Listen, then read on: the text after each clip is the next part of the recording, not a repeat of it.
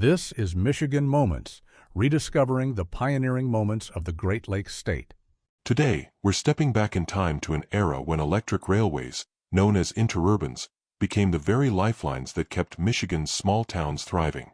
Imagine Michigan at the turn of the 20th century. Travel was a challenge. Dirt roads turned to impassable mud, and horse-drawn buggies limited how far you could go.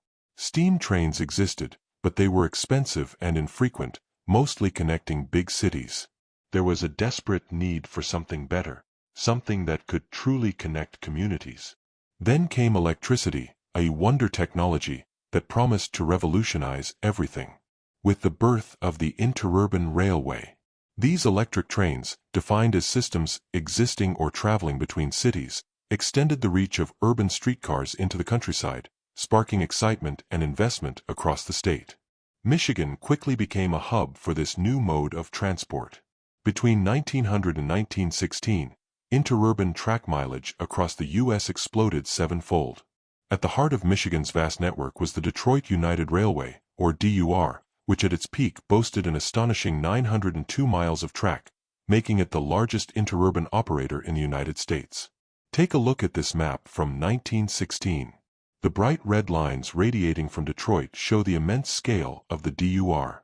They stretch across the state, connecting major cities like Kalamazoo, Port Huron, Bay City, and Toledo, but also weaving through countless smaller towns across southeastern Michigan and northern Ohio. Notice how Lansing and Ann Arbor are highlighted with their universities, emphasizing the network's role in linking educational centers. Interurbans ingeniously filled a crucial gap, acting as a vital link between the long-distance, heavy freight focus of steam railroads and the localized service of city streetcars. They were more nimble than steam trains, able to accelerate quickly and navigate tighter turns, making frequent stops while maintaining a respectable average speed of about 25 miles per hour.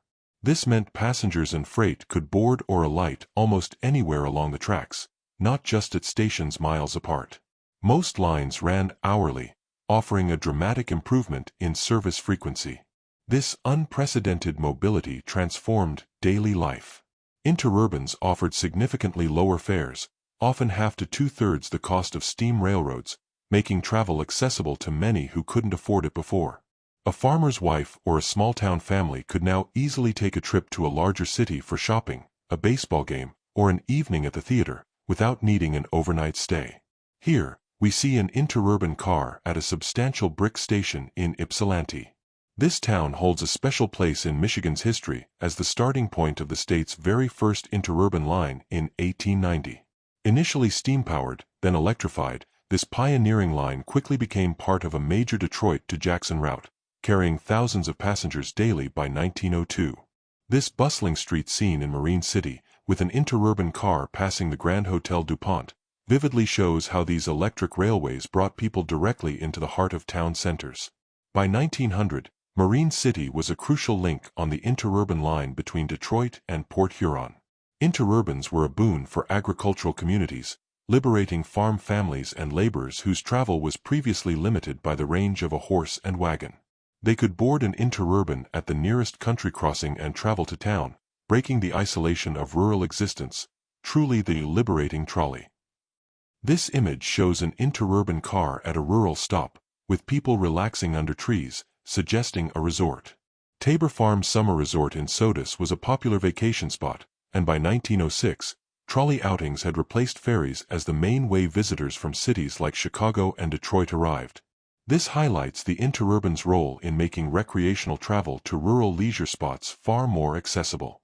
Crucially, interurbans offered reliable transportation year-round, especially during harsh Michigan winters, when roads became impassable. This striking image of an interurban car covered in snow, at Michigan Agricultural College, now Michigan State University, powerfully demonstrates their year-round dependability.